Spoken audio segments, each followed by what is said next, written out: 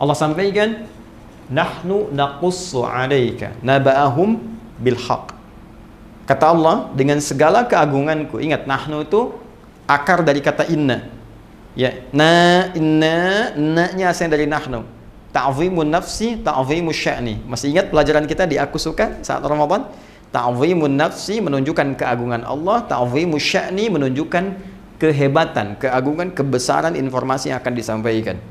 Ya, seakan Allah ingin mengatakan, demi keagunganku, demi kehebatanku, aku sampaikan informasi yang sangat berharga. Informasi yang sangat bernilai, yang sangat dahsyat, sangat hebat. Nahnu naqussu 'alaika naba'ahum bil haqq. Kami kisahkan kisah para pemuda yang hebat itu, kan? Dengan sesungguhnya. Siapa para pemuda itu? Innahum fityatun amanu bi rabbihim. Nih, kalimatnya menggunakan ini. Ya, innahum fityatun. Sungguh mereka itu fityatun, anak-anak muda. Teman-teman milenial, ya. Ada ayat milenial dalam Al-Quran yang menunjuk para pemuda. Ingat, ini kita ini, ya, generasi yang akan menggantikan orang-orang di masa kini, di masa depannya. Ayat ini berbicara tentang Anda, duhai teman-teman sekalian. Ada orang-orang milenial hebat, kata Allah, di masa lalu. Dan kehebatan milenial itu diukur bukan sekedar dari kehebatan instingnya, intelijensianya, kehebatan intelektualnya, kehebatan semangatnya. Bukan itu patokan utamanya. Innahum amanu, imannya yang pertama. Jadi kalau Anda ingin dikatakan seorang pemuda yang hebat, generasi milenial yang hebat, maka syarat pertama kehebatan dalam pandangan Allah itu iman. Awas, jaga iman.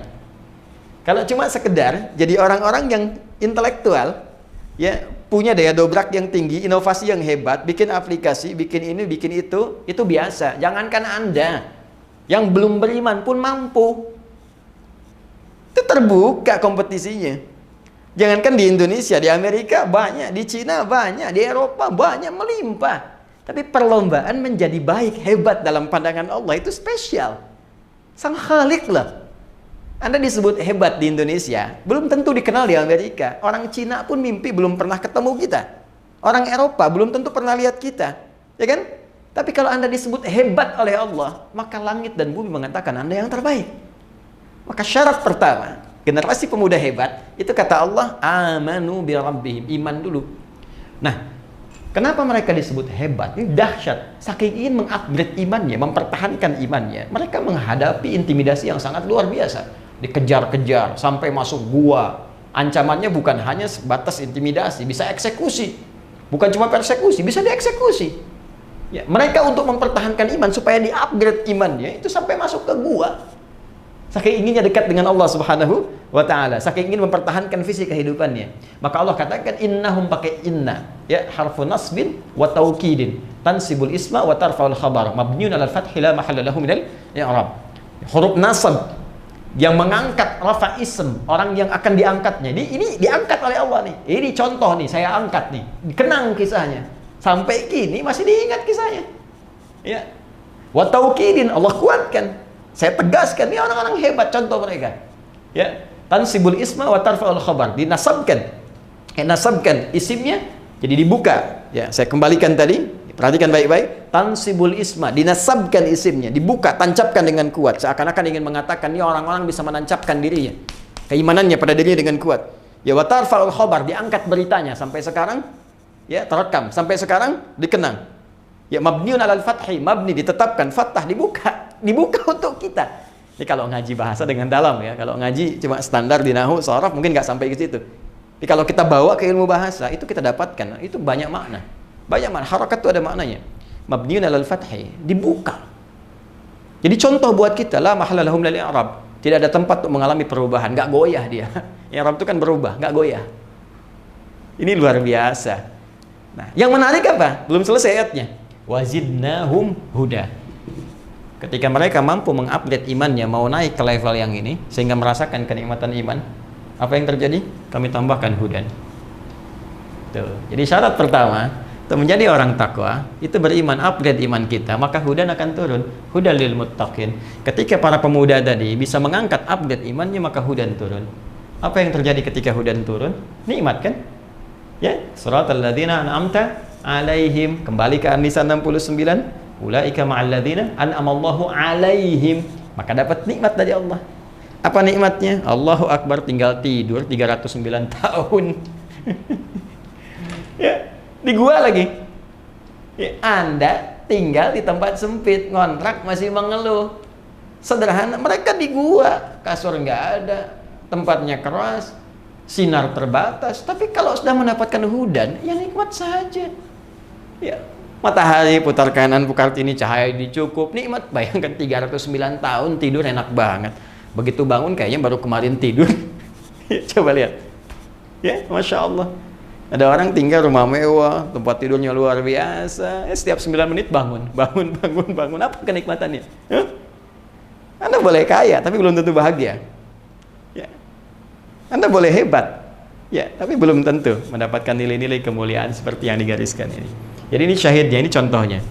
Nanti kalau sudah ini datang, upgrade dari amanuna yu'minun, muncullah halawatul iman. Maka kalau sudah begini, sudah. Ya, passion apapun nikmat saja. Apapun tinggal pilih. Mau dengan tenaga, mau dengan harta, mau dengan ilmu, mau dengan kedudukan, bebas, semuanya nikmat. Ya, Bilal itu cuma dengan tenaga, Abu Bakar dengan harta bendanya, Ali bin Abi Thalib dengan ilmunya, Amr bin As dengan kedudukannya, semua punya passion masing-masing. Bilal kalau mau jualan, mau dagang, bisa kaya. Sahabat Nabi banyak dikenang, bisa dimuliakan, tawaran banyak sepeninggal Nabi. Tapi kalau memilih jadi muadzin dengan tenaga saja cukup. Kenapa? Karena levelnya sudah ke sini, sudah nikmat. Allahu Akbar, Allahu Akbar. Begitu azan, Nabi mengatakan, aku mendengar suara terumpahmu di surga. Aku mendengar suara terumpahmu. Bilal sederhana, baru azan, terumpah saya sudah di surga. Ngapain cari yang lain, dengan azan aja bisa ke surga? Itu Bilal. Cerdas kan? Yang lain cari dengan passionnya masing-masing. Ada yang usaha, ada yang macam-macam. Tapi yang saya ingin katakan, apakah yang kita kerjakan nikmat? Enggak, itu aja poinnya. Nih, halawah. Sudah ada halawah enggak? Ya? Sudah halawah nggak? Sudah nikmat belum? Pekerjaan kita nikmat nggak sekarang? Hah? Kalau lebih dahsyat lagi, nggak ada beda. Saat sehat nikmat, diuji sakit nikmat, saat ada harta nikmat, kayaknya cukup nikmat gitu. Jadi semua tuh kayaknya terlihat anugerah Allah saja. Kalau sampai situ, wah udah luar biasa. Nah, ini biasanya saking nikmatnya nanti hudan ini kalau sudah masuk kepada jiwa orang beriman, naik tingkat ke sini, maka Allah akan rekatkan di hatinya. Rekat. Jadi hudan itu rekat di hati. Kan iman itu saya pernah sampaikan amalan hati kan? Ada rekat. Rekat itu diikat rabato namanya. Rabato yarbatu. Rabit itu ikatan. Ya. Diikat begini. Di jiwanya. Kalau sudah ikat kan nggak lepas. Yang celaka kan yang belum diikat kan? Ya kan? Yang belum diikat nih. Tadi itu kadang naik turun, kadang ragu, ya, kadang sholat fardu, kadang terlambat, kadang ada yang tinggalkan. Itu masih naik turun. Iman naik, kadang turun, kadang lepas, kadang datang. Tapi kalau diikat, kemana aja ikut. Kalau sudah ikut, jadi pedoman dalam kehidupan. Ini yang hebat. Makanya di ayat selanjutnya, ayat ke-14-nya, warabatna ala qulubihim. Dan kami ikatkan itu dalam jiwa-jiwa mereka. Ini bukti bahwa iman itu amalan hati. Kalau sudah benar imannya di hatinya, maka Allah berikan cahaya pada jiwanya. Dan diikat cahaya ini dalam jiwanya. Sehingga kalau sudah diikat, hudan, petunjuk ini menjadi sinar kepada seluruh tubuhnya. Karena itulah ketika dia menjadi sinar, maka semua aktivitasnya dibimbing oleh iman tadi yang sudah dapat cahaya.